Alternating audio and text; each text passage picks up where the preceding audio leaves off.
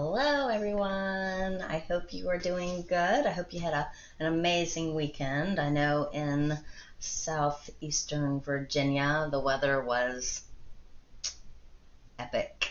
It was like every day. It was just absolutely beautiful, and I'm just really grateful for that. So today, in honor of Memorial Day, I wanted to show you a great spread that you may want to use depending on what activities you did over the weekend. And also to use a trick that many of you have gotten quite good at, maybe in a way that you hadn't thought. So let's go ahead and get started. Again, I don't think I even said my name. I am Beckie Belote. I am an advisor with Creative Memories.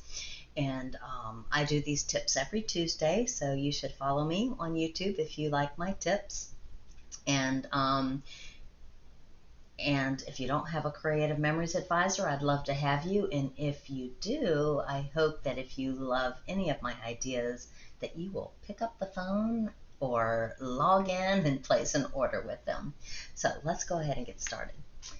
Okay, so all right. So so many of you have gotten very good at cutting off just a frame on your 12 by 12 paper. What I didn't realize is, or what I didn't know, is if you had thought to do it on different sizes of paper. So to do this skill, you want to make sure you like both sides of your paper together. Okay, so this is one from the Spirit and Stripes and Spirit. I don't know. It's the new 4th of July line that you can see under What's New right now if you are looking at this video in May of 2022. So anyways, let me show you just a quick idea. What I'm going to do today is I'm going to cut a 4-inch strip and another 4-inch strip. And these two 4-inch strips I'm actually going to do this skill with. This one, because it's 4-inch wide, I'm going to go ahead and make it, cut it at the 6 here. And that way I have two 4x6 mats that I probably can use on this page. Okay? But what I'm going to do with these two is I'm going to stack them. I'm going to go ahead and use the red side so that you can see a little better. I'm going to stack them. Now, one of the things that you can do to make this skill easier, even if you do that framing thing, is it's a really easy skill to do. And if you don't know what I'm talking about, it doesn't matter because you're going to learn it in a second. But I would put a mark. See, this is a 12.5-inch surface here. We do that on purpose. You can do some more things with it when it's a little bigger than your paper that you're putting in there. But what you're going to want to do is find your 1/2-inch mark and go ahead and grab a Sharpie and lengthen that. So we have marks on our trimmer right here. It's got markings all over the place, so it makes it really easy to use. But if you would, find your 1/2-inch mark and extend that line with a Sharpie, all right? And then go down here. Down here you'll see the 11-inch, and then you'll see the 12-inch, and then it keeps going because remember I said it's bigger. But from your 12-inch, if you would also back up a 1/2 inch. So if you're not measurement savvy, here's the 11. Here's the 12. You want to go to the big slash that's exactly, oops, you can't even see, in between there at the 1/2, and then go ahead and extend that line, okay? I have other lines for other things, but the 1/2 inch is what we're going to be using today, all right? So I'm going to go ahead and stack these. We're going to do it at the same time. You also need to know where the 1/2 inch is on your trimmer on this side. The 1/2 inch is here. It's your first prominent line, okay? That is your 1/2 inch. All right, so stack them, line up, put it up at the top, line up to the 1/2 inch, that first line here. And then what you're going to do, your trimmer has these white lines on them. I'm going to line that white line up to this black 1/2 inch line that I told you to mark, all right? Very easy. So I'm going to go up. I'm putting pressure down that this line is matched up with this line. And I'm going to keep going down that piece of paper until I hit this other 1/2 inch line with this white line. All right, so I'm having to put my head over so that I can see it. After you do that, you're going to do that on all 4 sides, making sure your paper stays stacked nicely. All right, so now I'm going to put it up against this top ledge, up to that first bar. I'm going to put this white mark up to this prominent dark mark. Now, this time you have to be really careful. Because I picked a perfect 4 inch, this is going to be really easy to figure out the 1/2 inch over here. I'm not going to mark it because I don't feel like I need this, because here's the 4 inch. My paper was 4 inches, as you would call. Here's my 3 inch. And so the 1/2 inch is this prominent line that's already there. So I'm going to go all the way down to line up this mark with that prominent line there. Sorry about my bird in the background. That's Pico. All right, I'm going to rotate. I'm going to put the piece of paper up against the line again. This time, I actually have a cut mark. Remember how I said we have lines on both sides of this cartridge? If you want to, you can line up now with the cut mark or the black line, whichever one you want.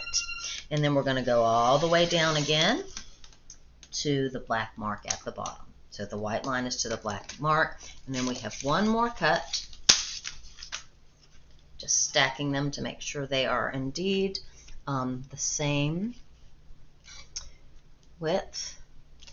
If you're really nervous about this, don't do 2 at a time. In fact, do it on a scrap for your very first time, but I find using these markings super crazy easy.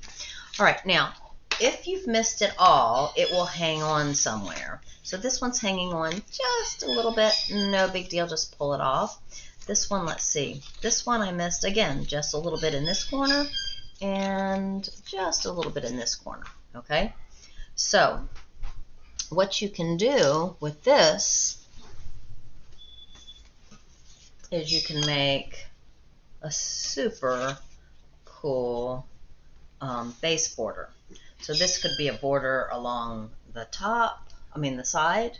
It could be a border along the top. You could, I did this at 4 inch. You could do it smaller than 4 inch and do even a smaller one with the same exact skill.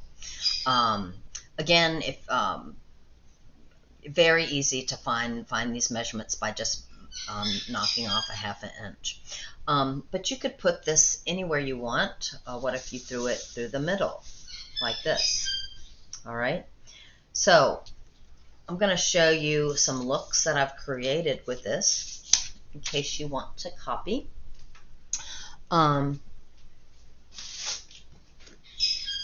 So here's one that I made with that same, it's not necessarily a 4th of July pack. It's really kind of a patriotic pack, but it's going to work for your 4th of July. So I thought this was perfect because it had things like Home of the Free because of the brave. Oh, I love what I did over here. So this is a little journal box that I made, and I used this old timer that I think is still available to actually do just a punch to add here, and I put a little sticker with a pop-up square to kind of pop Home of the Brave there. Cute, huh? All right, nothing tricky here. I just did the exact same skill that I just showed you, only I put my border right here in the middle of the page. So lots of different looks with that. Again, this is paper from that pack that I spoke about earlier. I want to say it's Stars and Spirit, something like that. All right. And I'm sorry, I don't know. I'm not very good with our names. They are very clever with names, and I am not very good at remembering them. All right, here's another one, exact same skill, but this time I used a 6-inch piece of paper. So if you have a 12 by 12 piece of paper and you cut it in half, again, you can do both of these at the exact same time. Since our papers have 2 matching pieces of paper, you can grab another piece of paper for coordinating mats if you want to. So this one definitely is more of a fireworks, maybe 4th of July page. All right, do you like them? I'm going to let you look at them a little bit longer so that you can easily copy these. This is just 4x6 mats here and here. Another 4x6 mat here. Did a couple circles. This one I perforated to make a journal box.